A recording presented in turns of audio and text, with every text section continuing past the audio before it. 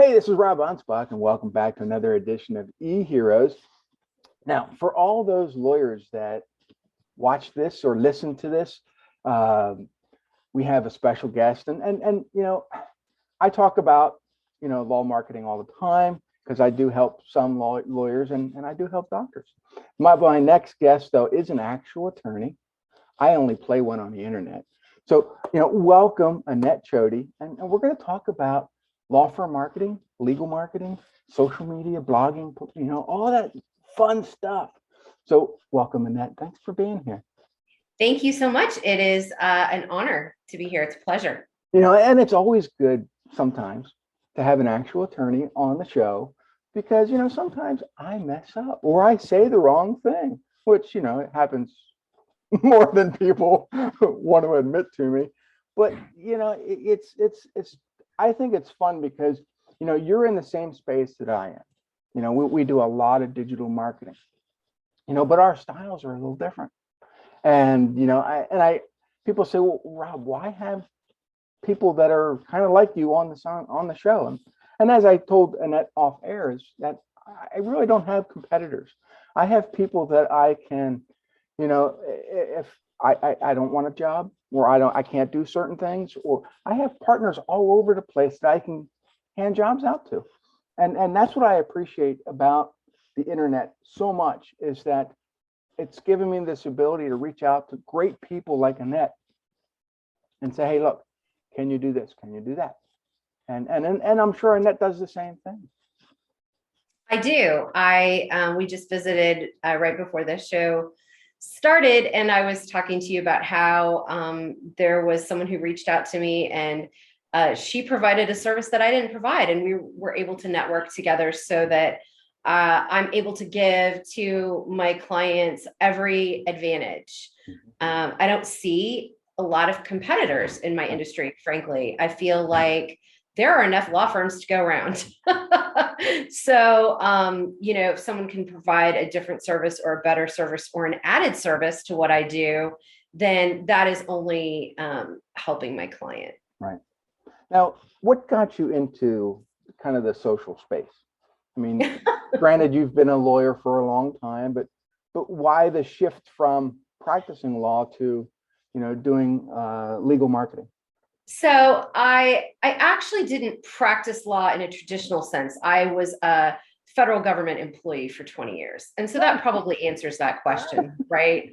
No, but I did. I worked for the Department of Labor for 20 years, and I was done with that after 20 years, but I didn't really know what else to do. And it's a very long story how I was introduced to content writing, SEO, specifically content writing for law firms.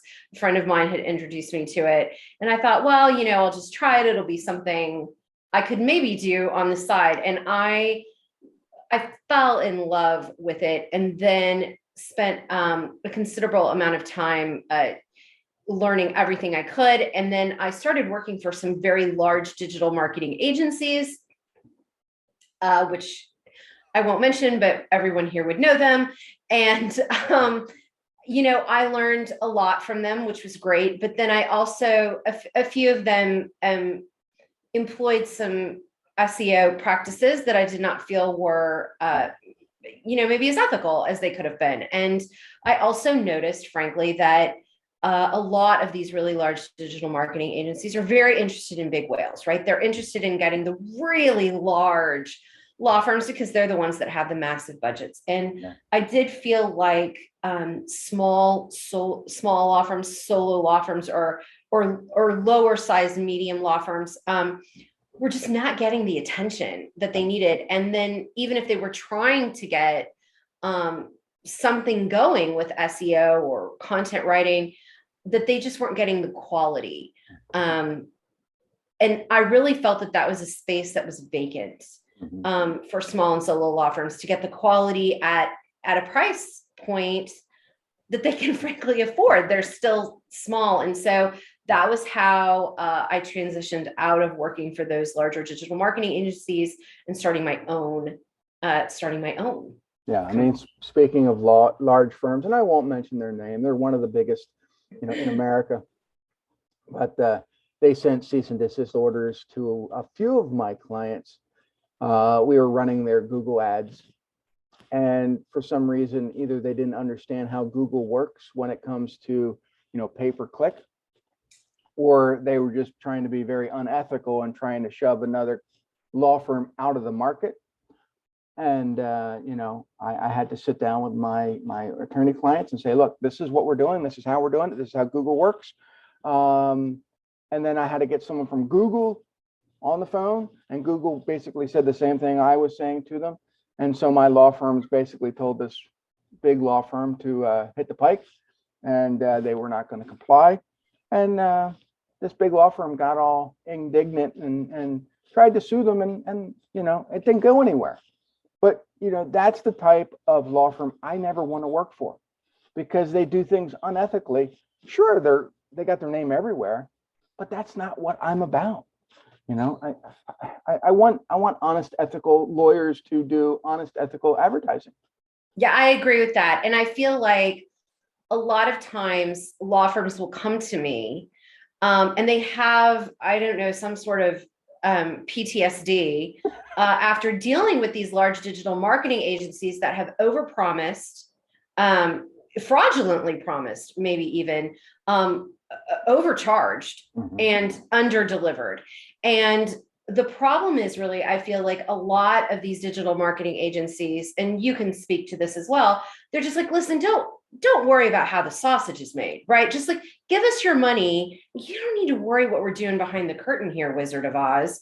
So I decided that I was going to do the opposite. And so even on my website, I have over 100 articles as a resource library. So if a law firm can't even afford me or another digital marketing agency, they will know either how to do it themselves, or at least, try, give it a good faith effort. Or if they're going to choose a different digital marketing agency than me, they will know enough that they can attempt to determine whether that other marketing agency is operating, that they're going to get what they paid for. One of the free tips that I offer all my clients, and it doesn't matter whether you're a law firm, a medical facility, or a plumber, or electrician, is take the frequently asked questions that people ask you every single day in and out and turn them into blog articles. Why? Because those questions that they're asking you are the same questions that they're searching for. And that's absolutely right. And another little trick that I tell people is search for something in Google that you want to be known for, whatever that is.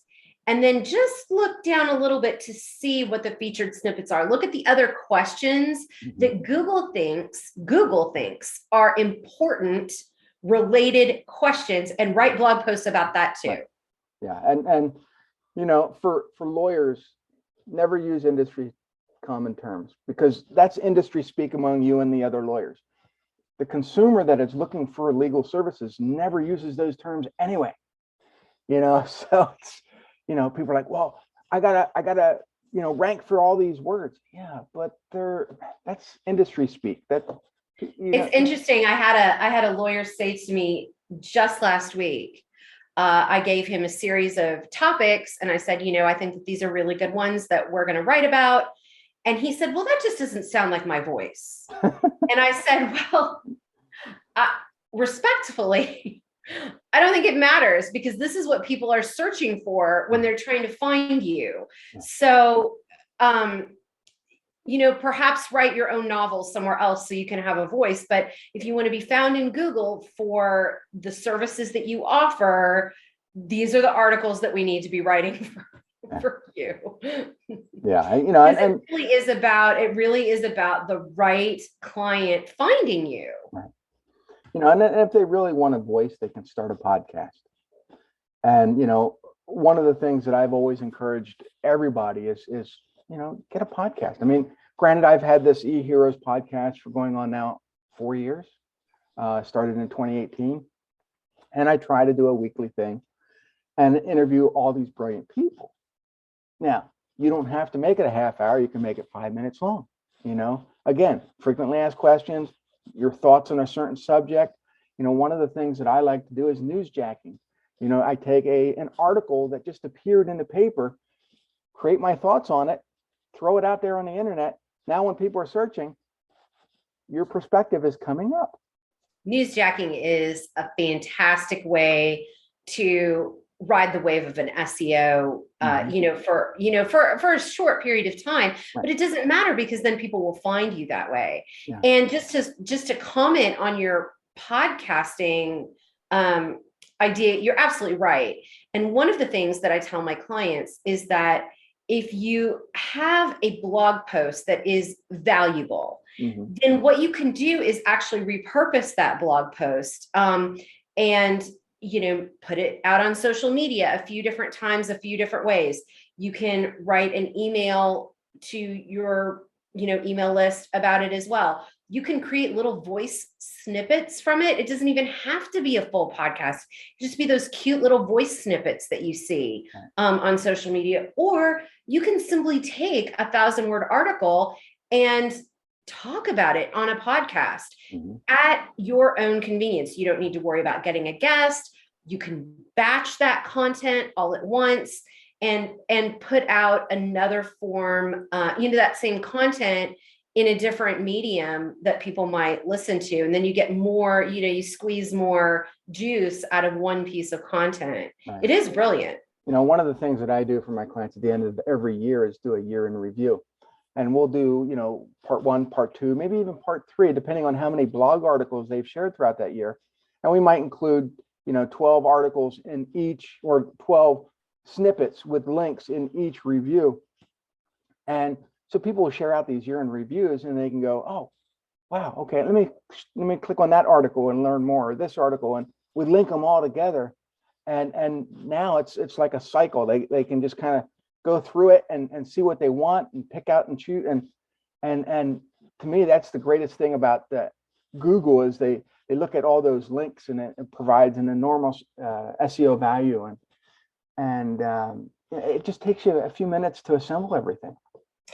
Right. If you are consistently producing content, you want to be able to repurpose that and reuse it later as well. Not even just at year end, but not everybody's going to see your social media post about your brilliant musings that you had the first time around. So there's no reason why not to throw it out again. Or an example that I say is, if you're an estate planning attorney, let's say you have an article on wills versus the advantages and disadvantages of wills versus trusts. Right. There's 5 pieces of content there. There's the article, then there's the advantages of a will, the advantages of a trust, the disadvantages of a will, and the disadvantages of a trust.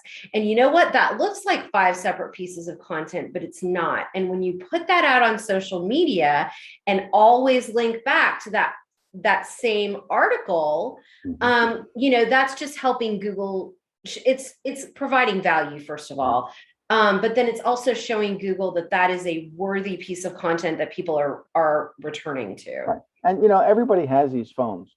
So you take 10 minutes, create a video, and then you put the video on YouTube, you transcribe it. The transcription becomes your blog article. You can take snippets, become your social media. You've now created 4 or 5 things out of one 10-minute time slot. Yes, that's absolutely right. And we discussed this before too, Rob, that people are very hung up on the fact that they need to have Steven Spielberg or someone, somehow shoot and edit these videos for their companies or law firms or whatever it is. And I would actually argue the opposite, that people now in 2022 are connecting and resonating with authenticity. Right. So if you just come on a video yourself, maybe, not all glammed up with glamour shots or whatever. Well, that probably dated me back to the 80s. But, if you're not all glammed up and everything, and you're just in your, right, but you're in your office and you're just, sitting there without a tie, without a jacket, and you're like, you know what, this came across my desk.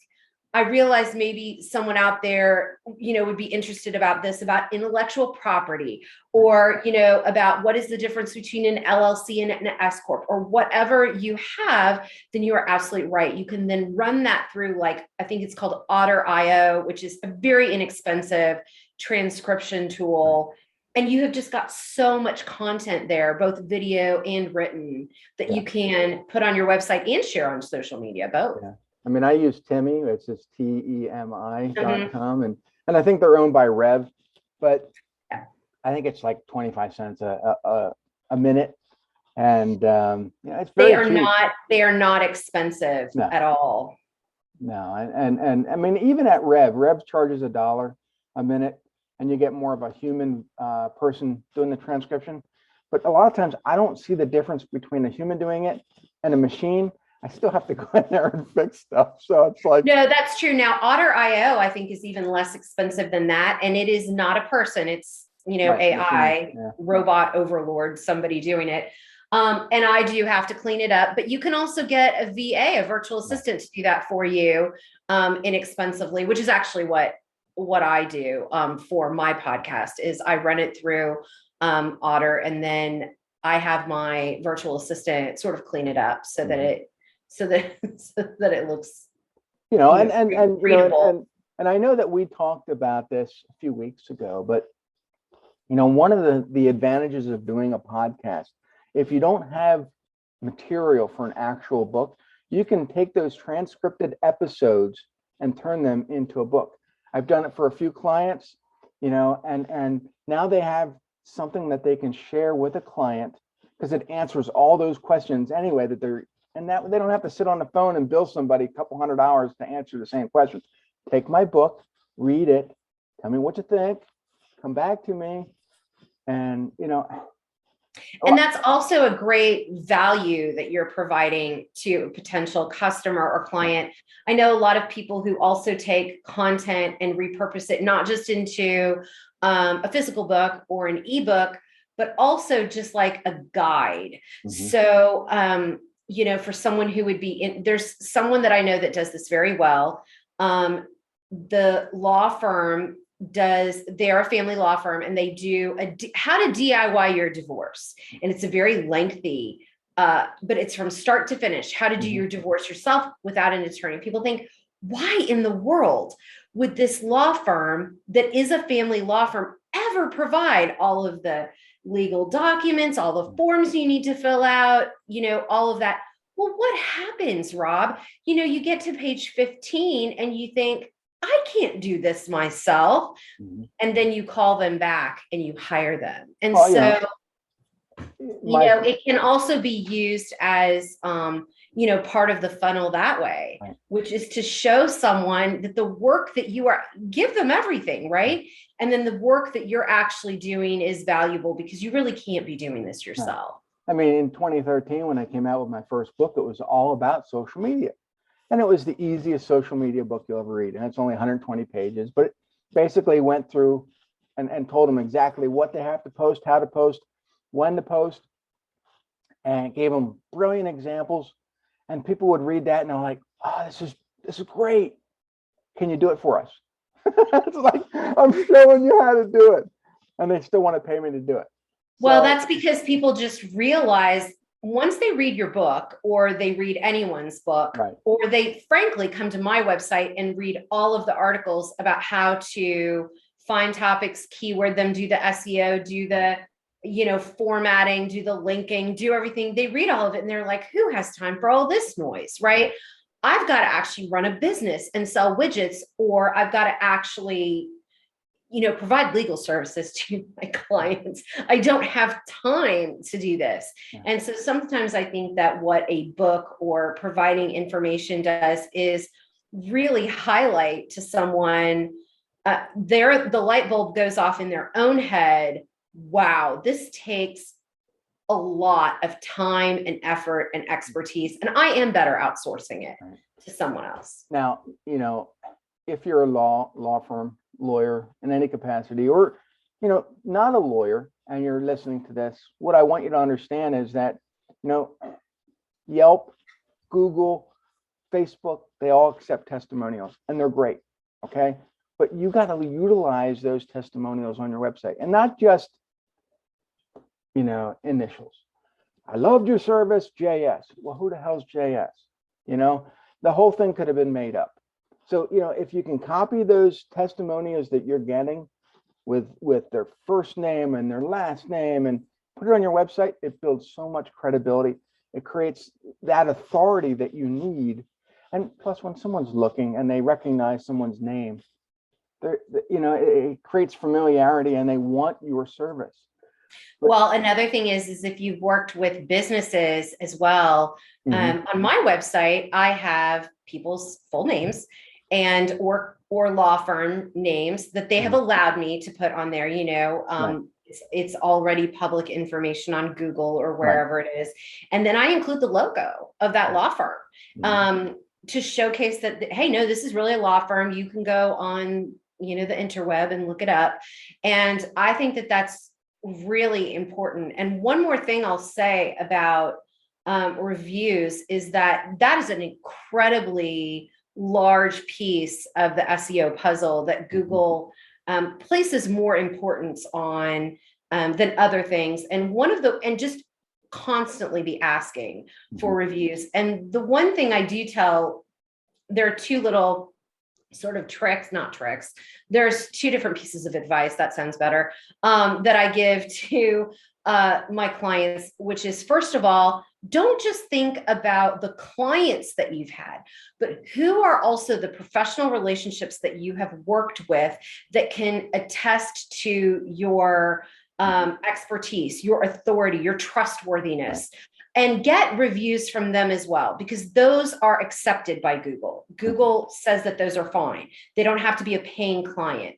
And then and put those on your website too. And the second thing is, even though you cannot pay for testimonials. Right. What you can do is incentivize your staff, if you have it, and say, hey, listen to whoever is at your front desk or whoever answers the phone. If you can get a client to put a review on Google before they leave the office or whatever it is, we'll give you a $25 gift card to Panera Bread or whatever it is. And so then your staff, it's gamification, right? So it's it's incentivizing them to try to get that Panera gift card, which you can do. That is legal to just give your staff a little reward for a little bonus for helping you out. So those are kind of two little bits of advice that I give. And video reviews are very powerful. So if you can get video reviews, that way you can put them on your website or share them on social or wherever. I find I try to get more video reviews than written reviews because that just for me they're more powerful. Video reviews are exceptionally powerful because, someone is willing not just to write something down, but literally take the time and put their face behind a service or product. And you are absolutely, I could not agree with you more on that. Video reviews and testimonials are gold. Now, I know a lot of lawyers spend a lot of money every month on services like Advo and Super Lawyer and all these other places, and they're fine to a point. However, it's like the old phone books. You're driving people to some place that has all your competition right there. Why are you doing it? I can't agree with you more on this. I had no idea you were going to talk about this, but I am going to be the biggest cheerleader and fan of your position on this. The real estate, it's also the reason I say you should not focus and build a following on Facebook and Instagram and LinkedIn. They have their place. And I have thousands of followers on LinkedIn and it serves me very well. I get a lot of clients. We found each other on LinkedIn. We found each other, right? Through social media. Yeah. So it is very powerful, but you want to build your house, your business on your own real estate that you own, because you never know what's going to happen with LinkedIn or Facebook or Instagram, and they could just go away. And then all the effort, you've built your house on someone else's property. And as far as all of these other sites go, you are exactly right. I don't think you should invest exceptional amounts of time and money making other people rich. Right. So I think all of that effort and time should be spent making yourself showcased and exhibited as the expert in your field. Instead of being a little tiny fish in a huge pond filled with a bunch of other people, it's just a distraction, right? It's just distraction for anybody who goes there that might be a potential client. Yeah. I mean, years ago, whatever you would post on Twitter or Facebook or LinkedIn would eventually show up in the search on Google. Well, Google doesn't even, I don't think Facebook or even LinkedIn allows Google to index what's being showcased there. Actually, LinkedIn, starting this summer, Google has started a part. Now, I don't know how powerful it is yet. We have to wait and see. But Google has started a partnership with LinkedIn so that content that you put on LinkedIn may now be able to be found in Google search engines. But that remains to be seen how powerful and how big that piece of that SEO puzzle is going to be. Yeah, because I know they still do it with Twitter, but Twitter is, to me, it's just pure chaos. And I don't even like getting on Twitter anymore. A lot of the stuff I post is on LinkedIn or Facebook. I stay away from TikTok. I stay away from Clubhouse. To me, they're just time sucks. And a lot of times my clients aren't even on those things. So I focus on where my clients are. You'll be excited to know. Now, I was an early adopter of Clubhouse and I loved the platform, but I feel that it's gotten too chaotic and noisy there to get, it's not the same as it was a year ago. But I am very excited because LinkedIn just announced that they are developing a platform on LinkedIn that is going to compete with Clubhouse.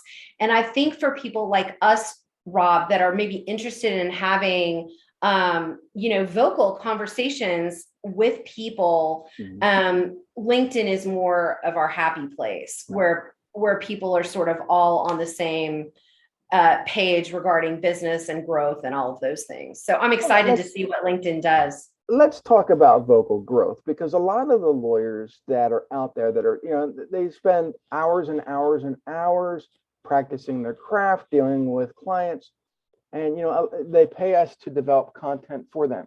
We can't give them that vocal voice on Clubhouse or some of these other places because we're not them. So when do they have time to do that? I think that if they had, I'm going to go back to what I said before. If a lawyer really wants to put themselves out within the community as the go-to person for whatever their services are, if you have, I always say, first you need a website, you need real estate on the internet. And then once you have your home base, if you put written content on there, Rob, how hard is it to either read or paraphrase a 1,000 or 1,500 word blog post into voice snippets or into, a podcast? And that is where they can get, vocal recognition in just a different format, or even take that. There are little apps that you have that, are like teleprompters on your cell phone. Actually, it's a cell phone. You just set it up like this and it's a teleprompter and you put it up on top of your monitor and you just talk. Well, they can have a YouTube channel, right? And it's all based off of the written content that they have on their website. They can make it into a video on YouTube themselves, just using their cell phone. They don't need Steven Spielberg, like we said. They can make a podcast. They can make little voice snippets out of it and disseminate all of those through social media. Or eventually, what I recommend for a lot of lawyers who are super interested in this is that they could make a TikTok out of it. Why not? Or when something comes out like Clubhouse or something comes out. I mean, I made a lot of rooms in Clubhouse based on blog articles I had written. So there, how to keyword an article was a room that I hosted on Clubhouse. I got all of what I was going to talk about from an article I had written on my website. So once you have, I'm a firm believer in the foundational piece of written content. And once you have that, you can twist it and spin it and repurpose it in literally dozens of ways. And the thing about blog articles, look at the ones that people are searching for, because Google Analytics will show you, the articles that people are going to. And sometimes that article that you wrote 5-6 years ago, which you had hoped never saw the light of day because the subject matter was very questionable, but you wrote it anyway, is now your most popular article. rewrite it, repurpose it, put it out there again, showcase it. That's Yeah, what's there's driving people actually to you. there's a lot of value in, and I tell my clients this, there's a lot of value in doing what we call skyscrapering an article, which is taking an article that has done well for you, leaving the URL, don't change it, leave it exactly where it is on the internet. Don't change any of that, but go back in, rewrite it, add keywords, add length to it, add an infographic, add a video, add value to something that you already know people are searching for, and then publish it again, hit publish, and then go to Google search the indexing on Google and ask for Google to re-index that page so that they know that they need to go, the little Google bots need to go look at it again. And we have found that has been extremely successful for our clients, for the content that you already know that it's working. And then frankly, my opinion would be double down on it. Start writing other content that is within that same sort of subject area. Look on Google. What are the featured snippets when you put that in? Those are your other blog article topics. So, don't fix what's not broken. Right. If it's working, make it better and add to it. Yeah. I had a client who said, I don't like pop-ups. I don't like collecting emails. And I said, you know what? You are not your client. Put a pop-up there, collect the emails, generate a weekly or monthly email newsletter, and because the thing is, they might not need your service now. They may need it in a couple months or a year. They're on your list. They're going to remember you. And it's interesting that you said that. I always hated pop-ups. I have one on my site that's really funny, actually. So I decided to bridge the gap, and I agreed to make a pop-up because I know they work. And so mine is actually a really funny pop-up. And then also, I was visiting with someone who was an email marketing expert, actually on Clubhouse, by the way. And I said, I put out usually I put out 2 or 3 new pieces of content on my website every week. And I send out an email newsletter once a week. And she's like, why aren't you sending out an email newsletter twice a week? And I said, well, I don't know. That might be too much for people. She goes, well, are people leaving? Are the people? And she goes, what's your open rate? And I said, well, it's around 30-40%. Mm-hmm. She's like, oh my gosh, that's so good. She goes, are people ever unsubscribing? And I'm like, oh no. I mean, one every once in a very rare while. She goes, why are you not and you know what? So against my better wishes, originally, I now email my list twice a week. And you know what? No one leaves my list. Yeah, So, it's interesting when people are so afraid to start email lists or to email people once a month. I'm like, listen, you have no idea how much I bug my people. Well, I used to email every single day. I would write this content, and I would create all these newsletters, and I would put them out and schedule them, and I'd have 6 or 7 months in advance, all scheduled out. So they would go out every single day, and people weren't leaving.